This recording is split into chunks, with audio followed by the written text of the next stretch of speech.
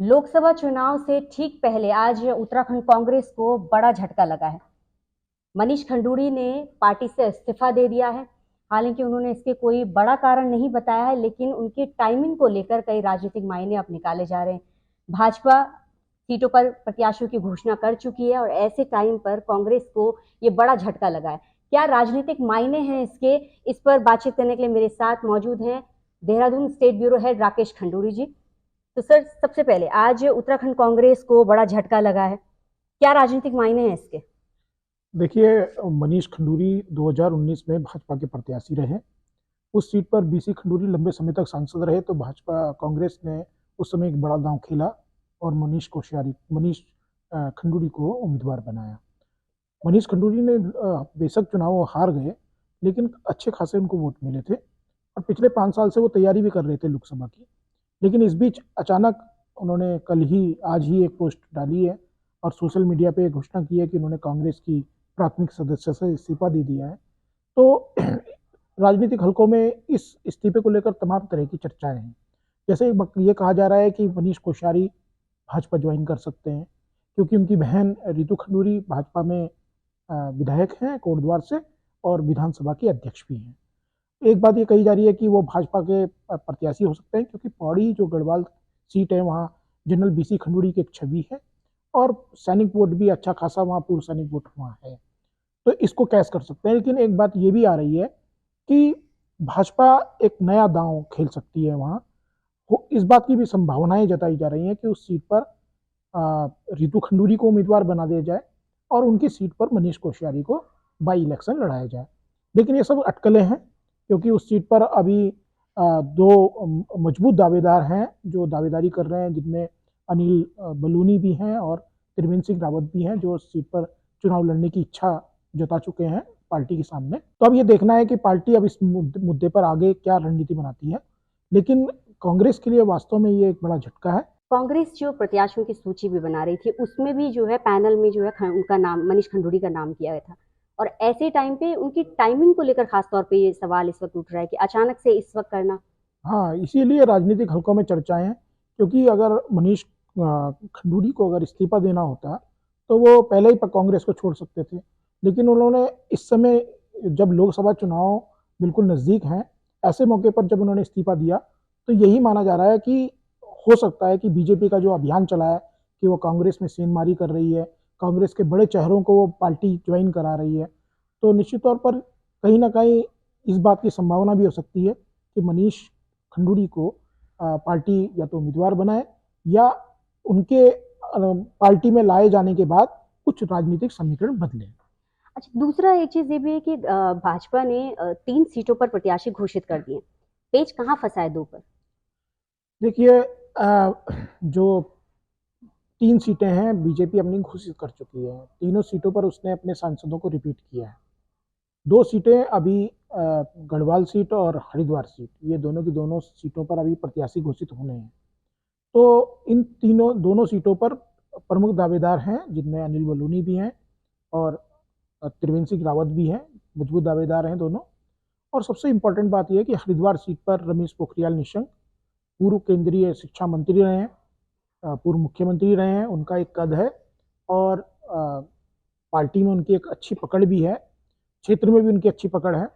तो उनका विकल्प तलाशना भाजपा के लिए कोई आसान बात नहीं है।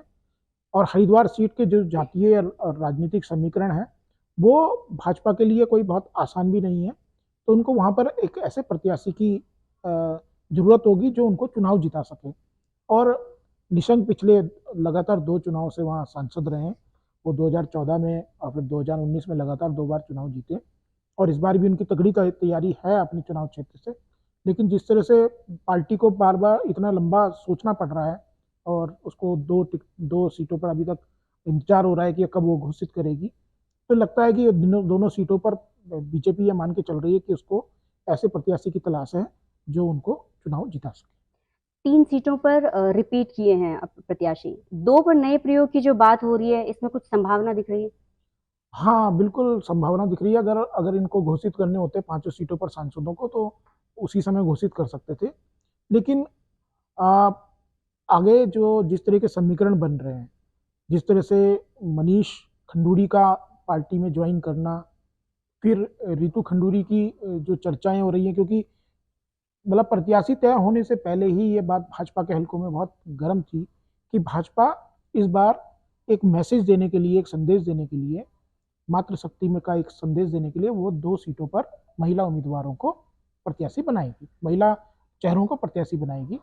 उन्होंने एक सीट जो टिहरी संसदीय सीट है वहाँ पर माला राज्य लक्ष्मी को प्रत्याशी बना दिया, घोषित कर दिया है। लेकिन अभी एक सीट जो मानी जा रही थी कि अल्मोड़ा पिथौरागढ़ जो सीट है, उस सीट पर रेखा आर्य का नाम बहुत तेजी से चल रहा था, लेकिन वहाँ के जो सांसद हैं उन्हीं को ही प्रत्याशी बनाया पार्टी ने। तो अब 2 महिलाओं को प्रत्याशी बनाए जाने की जो चर्चाएं हैं, क्या भाजपा में वो चरितार्थ होंगी, वो सही साबित होंगी, इस बात पर अब सबकी निगाहें लगी हैं। एक आखिरी सवाल से, चुनाव नजदीक हैं, हम अगर सत्ता पक्ष की बात करें, विपक्ष की बात करें, तो ओवरऑल जो चुनावी प्रबंधन है वो कैसा देख रहे हैं आप दोनों? देखिए, चुनावी प्रबंधन की जहाँ तक बात है तो उस मामले में बीजेपी कांग्रेस से बहुत आगे है। भाजपा का जो चुनाव प्रबंधन है, भाजपा पूरे 5 साल चुनाव में रहती है, उसकी तैयारी हमेशा बनी रहती है और इसीलिए वो ज़्यादा प्रत्याशियों को लेकर इतनी गंभीर नहीं दिखाई देती जितनी कि कांग्रेस। भाजपा में बूथ स्तर तक उन्होंने अपनी तैयारी की हुई है। पिछले 2 साल से पार्टी के जो संगठन के लोग हैं वो 23 जो हारी हुई सीटें हैं, विधानसभा 2022 की चुनाव हुए थे इसमें जो भाजपा हार गई थी जिन सीटों को, वो उसमें काम कर रहे हैं और उसमें उन्होंने अपने बूथ स्तर से लेके और मंत्री स्तर तक और सांसद तक को वहाँ झोंकाया, उनको लगातार वहाँ दौरे कराए हैं, प्रवास कराए, ताकि वो सीटें उनको मिल सकें। तो सांगठनिक तौर पर बीजेपी के पास बहुत बड़ी सेना है और सबसे इम्पोर्टेंट बात यह है कि उनके पास केवल संगठन की ताकत के साथ ही उसके पास आरएसएस की भी ताकत है। राष्ट्रीय स्वयंसेवक संघ बेशक जो है वो ये कहता है कि वो गैर राजनीतिक संगठन है, लेकिन चुनाव के समय पर आरएसएस का वैचारिक और जो उसका अपना एक फौज है, जो उसकी एक बहुत बड़ी स्वयंसेवकों की सेना है, वो निश्चित तौर पर बीजेपी के को सपोर्ट करती है।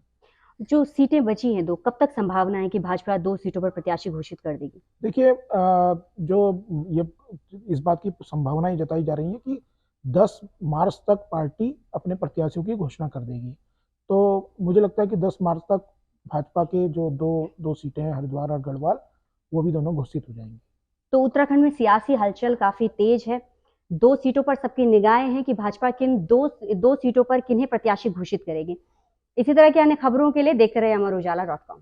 अगर आप ये वीडियो YouTube पर देख रहे हैं तो हमारे चैनल को सब्सक्राइब करें और बेल आइकन को दबाना ना भूलें। अगर आप Facebook पर ये वीडियो देख रहे हैं तो हमारे पेज को लाइक करें।